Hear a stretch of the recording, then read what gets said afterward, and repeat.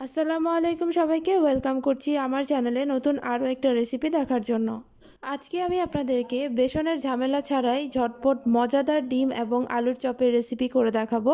আশা করছি এই রেসিপিটা আপনাদের অনেকেরই উপকারে আসবে, কারণ বেসন দিয়ে ডিম চপ বানালে বা আলুর চপ বানালে সেটা যদি বেসনের গোলাটা পারফেক্ট না হয় অনেক ক্ষেত্রেই কিন্তু পারফেক্টলি চপটা করা যায় না।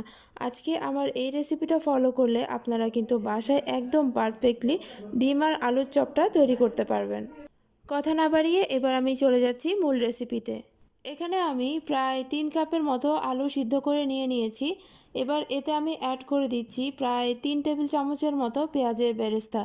এই চপে অবশ্যই চেষ্টা করবেন বেরেস্তাটা ইউজ করতে, কারণ হচ্ছে কাঁচা পেঁয়াজ দিয়ে কিন্তু চপটা খুব বেশি ভালো লাগে না খেতে। তারপর এতে স্বাদ মতো কাঁচামরিচ দিয়ে দিয়েছি। এরপর এতে আমি অ্যাড করে দিচ্ছি প্রায় 2 টেবিল চামচের মতো ধনিয়া পাতা কুচি, দিয়ে দিচ্ছি স্বাদ মতো লবণ। এবার এই সবগুলোকে একসাথে খুব ভালো মতো মিক্স করে নিচ্ছি। আপনারা চাইলে কিন্তু এখানে একটু সরিষার তেলও ইউজ করতে পারেন, তবে আমি কোনো সরিষার তেল ইউজ করছি না। এভাবেই সবগুলো উপকরণ একসাথে খুব ভালো মতো মিক্স করে নিচ্ছি।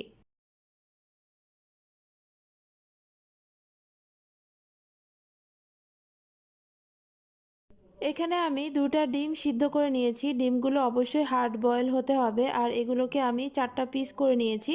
আপনারা চাইলে কিন্তু 2 পিসও করে নিতে পারেন। এখন আমি পরিমাণ মতো আলু ভর্তা নিয়ে নিচ্ছি। আপনারা চাইলে আরেকটু বেশি বা কম করেও নিতে পারেন। এবার এগুলোকে আমি হাতের তালুতে এভাবে ছড়িয়ে নিচ্ছি। মাঝখানে আমি 1 পিস ডিম দিয়ে দিচ্ছি। তারপর চারপাশ থেকে এভাবে ফোল্ড করে নিচ্ছি।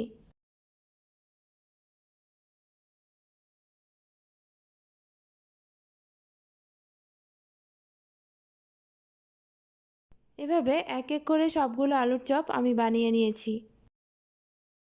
এখন একটা মিক্সিং বোলের মধ্যে আমি 2 টেবিল চামচ ময়দা দিয়ে দিচ্ছি। তারপর এতে আমি 1 চিমটি পরিমাণ বেকিং পাউডার দিয়ে দিচ্ছি। আরও দিয়ে দিচ্ছি স্বাদমতো লবণ। এখন অল্প অল্প পানি অ্যাড করে বেটার তৈরি করব। বেটারটা খুব বেশি পাতলাও হবে না, আবার খুব বেশি ঘনও হবে না। পানিটা কিন্তু একবারে অ্যাড করা যাবে না, অল্প অল্প করে অ্যাড করতে হবে।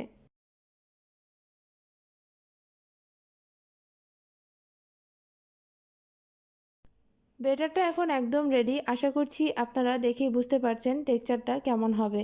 এবার এই বেটারের মধ্যে আমি একটা আলুর চপ এভাবে ডুবিয়ে দিচ্ছি। খুব ভালো মতো চারপাশে বেটার লাগিয়ে নিয়েছি। এবার এই আলুর চপটাকে আমি এই বেটার থেকে উঠিয়ে দিয়ে দিব ব্রেড ক্রাম্পের মধ্যে। আমি এখানে কালারফুল ব্রেড ক্রাম্প ইউজ করছি, আপনারা চাইলে কিন্তু কালারলেসটাও ইউজ করতে পারেন।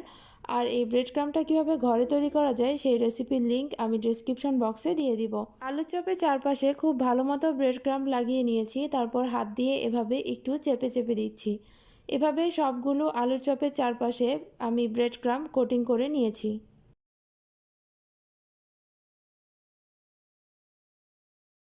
চুলায় একটা ফ্রাইং প্যানের মধ্যে পর্যাপ্ত পরিমাণ তেল দিয়ে গরম করে নিয়েছি।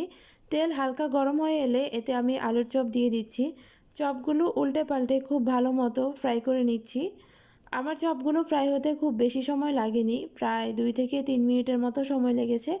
আপনাদের আরও কম বেশি সময় লাগতে পারে। যেহেতু আলুটাও সিদ্ধ ডিমটাও সিদ্ধ, শুধু বাইরের কোটিংটা ফ্রাই হয়ে গেলেই কিন্তু চপটা রেডি হয়ে যাবে। আমার চপগুলো রেডি। এবার আমি এগুলো এক এক করে তুলে নিচ্ছি।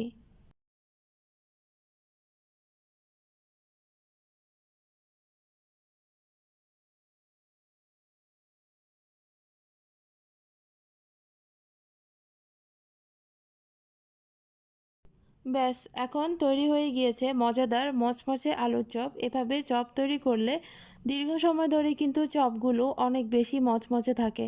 আশা করছি আমার এই রেসিপিটা আপনাদের ভালো লেগেছে। যদি ভালো লেগে থাকে অবশ্যই বাসায় ট্রাই করবেন, আর ট্রাই করলে আমাকে জানাতে কিন্তু ভুলবেন না। আজকের মতো বিদায় নিচ্ছি। সবাই ভালো থাকবেন, সুস্থ থাকবেন। আমার জন্য, আমার ফ্যামিলির জন্য দোয়া করবেন। আল্লাহ হাফেজ।